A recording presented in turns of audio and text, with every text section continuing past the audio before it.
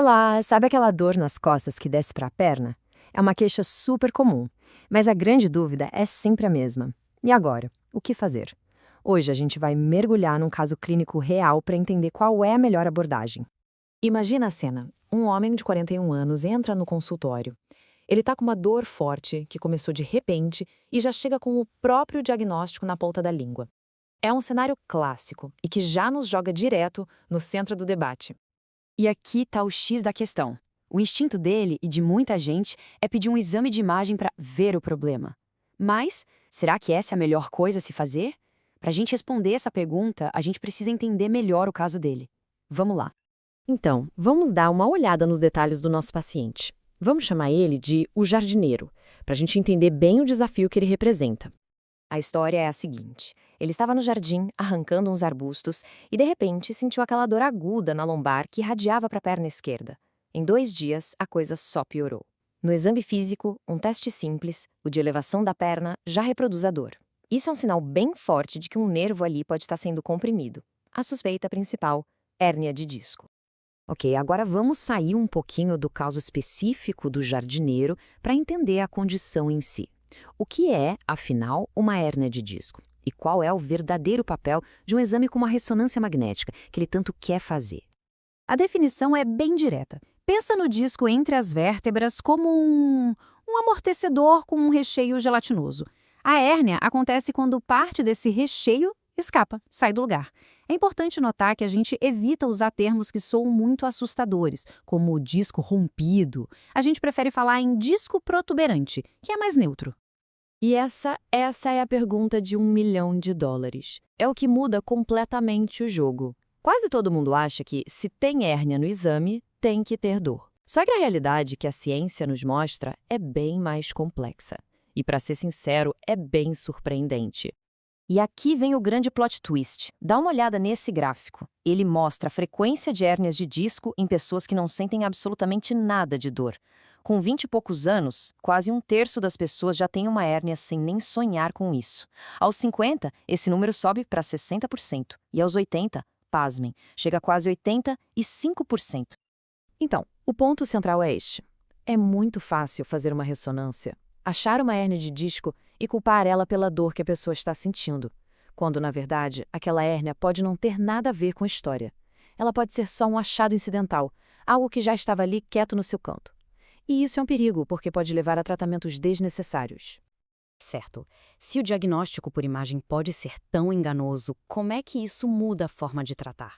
Bom, as evidências mostram que, na maioria das vezes, a melhor estratégia envolve uma virtude que anda meio em falta: a paciência. Pode parecer estranho para quem está sofrendo com uma dor intensa, mas a verdade é essa. A grande, mais grande mesmo, maioria dos casos de hérnia de disco melhora sozinha. O nosso corpo tem uma capacidade incrível de se curar. E esse número aqui ilustra isso perfeitamente. Um estudo mostrou que só com um tratamento mais conservador, ou seja, sem cirurgia, 87% das pessoas com dor ciática por hérnia de disco sentiram a dor diminuir muito em apenas 3 meses. E olha que interessante, não é só a dor que melhora. A própria hérnia, alteração física, costuma regredir. Exames de acompanhamento mostram que, em um ano, mais de 3/4 das hérnias diminuem de tamanho ou simplesmente desaparecem, sozinhas. Então, o que quer dizer tratamento conservador? Definitivamente não é ficar deitado na cama esperando a dor passar. Pelo contrário, a recomendação é: continue se movimentando, evite repouso absoluto, use medicamentos para controlar a dor no início e, na maioria das vezes, comece um programa de exercícios com supervisão. O segredo é reavaliar tudo depois de umas 4 a 6 semanas. Tá, mas se a maioria melhora sem operar, para que serve a cirurgia? Bom, ela tem seu lugar. É uma carta na manga para situações específicas, principalmente quando aquele tratamento conservador não dá o resultado esperado. Essa tabela deixa a comparação bem clara. Qual a grande vantagem da cirurgia? Velocidade. O alívio da dor vem bem mais rápido. Por outro lado, o tratamento conservador tem riscos mínimos. E o mais importante de tudo, depois de um ano, os resultados em termos de dor e função são, na maioria das vezes, muito parecidos nos dois grupos. E essa linha do tempo aqui visualiza perfeitamente essa diferença. Com a cirurgia, a melhora pode vir em umas 4 semanas. Já com o tratamento conservador, pode levar umas 12 semanas. A cirurgia entra como uma opção real ali por volta de 6 semanas de dor que não melhora. Mas, no fim da corrida de um ano, os dois caminhos costumam levar ao mesmo lugar. Certo, vamos juntar todas as peças desse quebra-cabeça agora. É hora de voltar para o nosso jardineiro e para a pergunta que ele fez lá no começo. Ele tá com dor, acha que deslocou um disco e quer uma ressonância para ter certeza. Com base em tudo que a gente viu, qual seria a orientação mais sensata agora? As recomendações mais sólidas são bem claras. Primeiro, começar com pelo menos 6 semanas de tratamento conservador.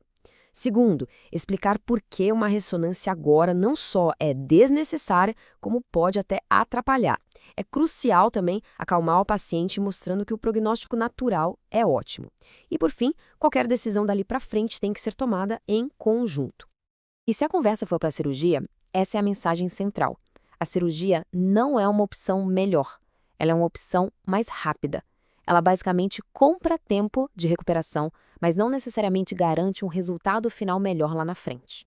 E tudo isso nos leva a uma reflexão final. A decisão não é puramente técnica, ela é profundamente pessoal. É uma troca. De um lado, a chance de um alívio mais rápido. Do outro, os riscos que existem em qualquer cirurgia. Com essas informações em mãos, a escolha se torna uma questão de valores e prioridades de cada um. Fica a pergunta no ar: qual caminho seria o escolhido?